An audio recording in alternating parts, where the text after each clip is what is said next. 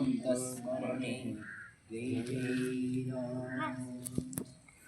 ಈ ಸರಳ ಸುಂದರವಾಗಿರುವ ಒಂದು ಸಮಾವೇಶದಲ್ಲಿ ಉಪಸ್ಥಿತರಾದ ಶತಾಯುಷಿ ಚಿರಂಜೀವಿ ನಮ್ಮ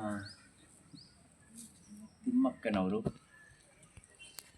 ಅವರ ಕುಟುಂಬ ವರ್ಗದವರು, ಆಮೇಲೆ ನನ್ನ ಜೊತೆಯಲ್ಲಿ ಬಂದಿರತಕ್ಕಂಥ ಶ್ರೀಯುತ ರಾಮಚಂದ್ರಪ್ಪ, ಶ್ರೀಯುತ ನಮ್ಮ ಓಂಕಾರಪ್ಪ ಮತ್ತು ಶ್ರೀಯುತ ಬೋರಣ್ಣ, ಇಲ್ಲಿ ಭಜನಾ ಬೋರಣ್ಣ, ಆಮೇಲೆ ಪಕ್ಕದಲ್ಲಿ ಇರ್ತಕ್ಕಂಥ ಅವರ ಶ್ರೀಮತಿ, ಅನೇಕರ ಪಾಲಕ, ಅನೇಕರಿಗೆ ಮತ್ತು ನನ್ನನ್ನು ಇಲ್ಲಿ ಕರೆದೊಂದು ಈ ಕಾರ್ಯಕ್ರಮದಲ್ಲಿ ನಾನು ಭಾಗವಹಿಸೋದಕ್ಕೆ ಮೂಲ ಕಾರ್ಯಕರ್ತರಾಗಿರ್ತಕ್ಕಂಥ ನಮ್ಮ ಯತೀಶ್ ಎಂ ಸಿದ್ದಾಪುರವರು, ನಿಮ್ಮೆಲ್ಲರಿಗೂ ನಾನು ತುಂಬ ನನಗೆ ಗೊತ್ತಾಗಿರೋದು ಎರಡು ವಿಷಯ.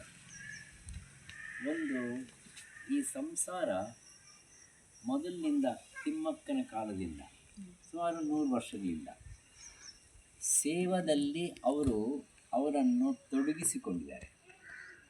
ಸಾಮಾನ್ಯವಾಗಿ ಸೇವೆ ಅಂದರೆ ಬೇಕಾದಷ್ಟು ಸೇವೆಗಳು ಮಾಡೋರು ಬೇಕಷ್ಟು ಕಾಣಿಸ್ತಾರೆ.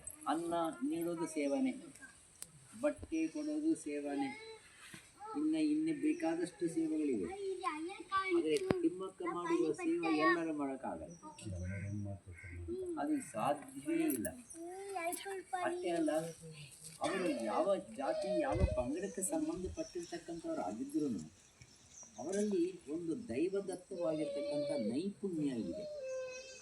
ಆ ನೈಪುಣ್ಯವನ್ನು ಉಪಯೋಗ ಮಾಡಿಕೊಂಡು ಅನೇಕ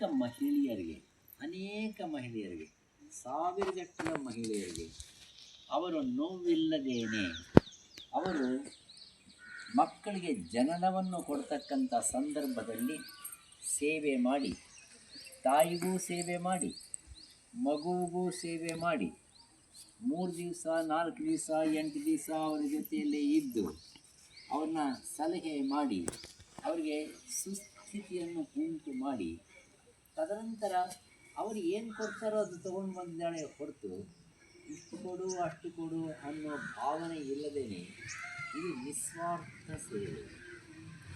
ಭಗವಂತ ಒಂದು ಕಡೆ ಹೇಳ್ತಾನೆ, ನೀವು ಕರ್ಮ ಮಾಡೋದು ಕಲಿ, ನಿನಗೆ ಅದೇನು ಬರಬೇಕೋ ಅದು ನಾನು ಕೊಡ್ತೀನಿ ನಿನಗೆ. ಕರ್ಮಣ್ಯೇವಾಧಿಕಾರಸ್ಥೆ ಮಾ ಫಲೇಷು ಕದಾಚನ. ಫಲದ ಬಗ್ಗೆ ಆಸೆ ಬೇಡ. ನೀನು ಅತ್ಯವಸರವಾಗಿರ್ತಕ್ಕಂಥ ರಾತ್ರೋ ಹಗಲೋ ಎಂಥ ಸಂದರ್ಭದಲ್ಲೋ ತಿಮ್ಮಕ್ಕನ ಸೇವೆ ಬೇಕಾಗಿರ್ತಕ್ಕಂಥದ್ದು. ಅವಳು ಹಿಂದೆ ಮುಂದೆ ನೋಡ್ದೇನೆ ತನ್ನ ಪಾಟಿಗೆ ತಾನು ಇಲ್ಲಿ ಏನೇ ಕೆಲಸಗಳು ಇದ್ರೂ ಅವಳು ಹೇಳ್ತಾ ಇದ್ದ, ಯಾವುದೋ ಮದುವೆಗೆ ಹೋಗ್ಬೇಕಾಗಿತ್ತು, ಮದುವೆಗೆ ಬರಲ್ಲ ಅಂತಂದು ಹೇಳಿಬಿಟ್ಟು ಅಲ್ಲಿಗೆ ಹೋದೆ. ಆ ಮಗುವನ್ನು ತುಂಬ ಚೆನ್ನಾಗಿ ಕಾಪಾಡಿಕೊಂಡು ಬಂದೆ. ಹಾಗಾಗಿ ಈ ರೀತಿಯಾಗಿ ನಿಸ್ವಾರ್ಥವಾಗಿರ್ತಕ್ಕಂಥ ಸೇವೆಯನ್ನು ಸಲ್ಲಿಸಿರ್ತಕ್ಕಂಥದ್ದು ಅದು ದೈವ ಗುಣ, ಅದು ಬೇರೆದಲ್ಲ.